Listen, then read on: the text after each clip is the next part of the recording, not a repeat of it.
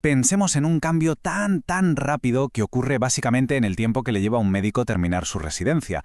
Y no estamos hablando de un futuro lejano, ni mucho menos. Vamos a ver cómo la inteligencia artificial ha reescrito las reglas del juego en la medicina en menos de 4 años.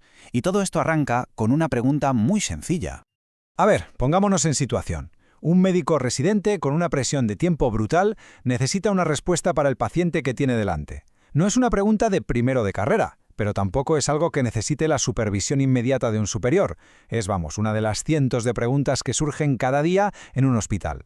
La clave es, ¿a dónde acude para encontrar esa información que es crucial en ese momento? Y es que aquí está el meollo del asunto. El conocimiento médico se duplica cada pocos meses. Cada pocos meses, millones de estudios, nuevos tratamientos, datos por todas partes. El gran desafío, el de verdad, es cómo consigues que todo ese conocimiento llegue desde un laboratorio hasta la cama del paciente, justo en el momento exacto en que se necesita. Es como si hubiera un puente roto entre la información y la acción. Para que entendamos la magnitud de lo que ha pasado, vamos a poner esta historia en una línea de tiempo que es increíblemente corta. Empezamos en 2021, cuando las cosas se hacían de una manera muy concreta. Luego tenemos un punto de inflexión clarísimo en noviembre de 2022. Y finalmente aterrizamos en 2025 para ver una realidad que es completamente nueva. Un cambio radical en menos de 4 años. Muy bien, pues vamos a retroceder a nuestra primera parada. El año 2021. ¿Cómo era el día a día de un médico buscando información antes de que la IA generativa, estuviera hasta en la sopa?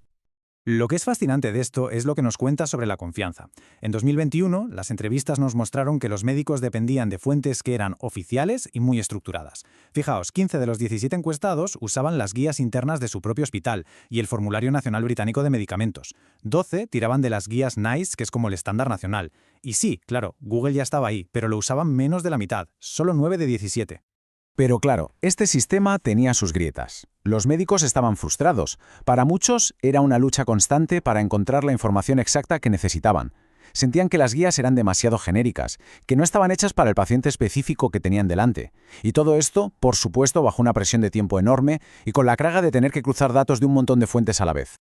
Y aquí viene el punto clave de aquella época. Cuando se les preguntaba por la inteligencia artificial, los médicos la veían como algo lejano, algo teórico. Hablaban de lo que una herramienta de IA debería hacer en el futuro, de sus requisitos.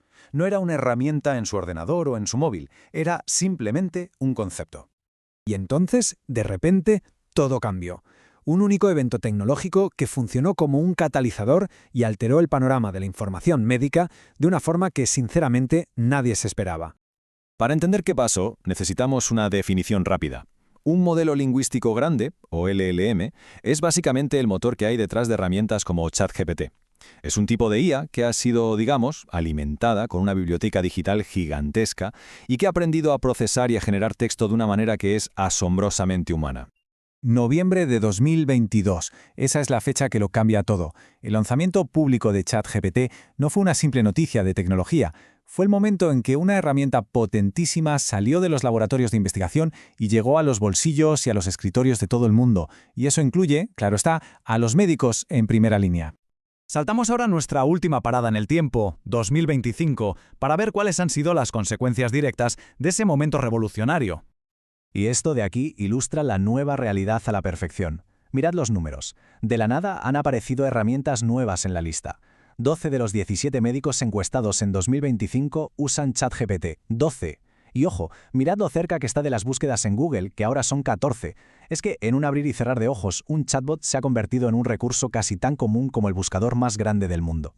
Vamos a pararnos un momento a pensar en esta cifra. 12 de 17. Esto no es un pequeño grupo de frikis de la tecnología, no. Es una mayoría más que considerable de los profesionales encuestados. Una herramienta que ni siquiera existía en su día a día en 2021 es ahora utilizada por la mayoría. Si lo vemos en un gráfico, el impacto es todavía más claro. Estamos hablando de una tasa de adopción de casi el 71%. 71%.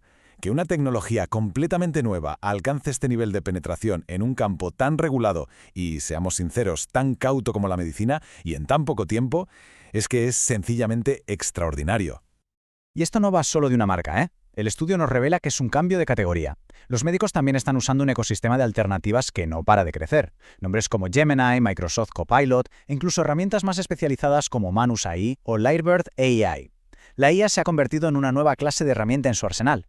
Claro, esta adopción masiva y tan veloz nos obliga a mirar hacia adelante. La pregunta ya no es si la IA se usará en medicina, sino cómo se va a usar y qué significa todo esto para el futuro. Así que, para resumir un poco el viaje, en 2021 la conversación giraba en torno a los requisitos de la IA, ¿verdad? Era como una lista de deseos para el futuro.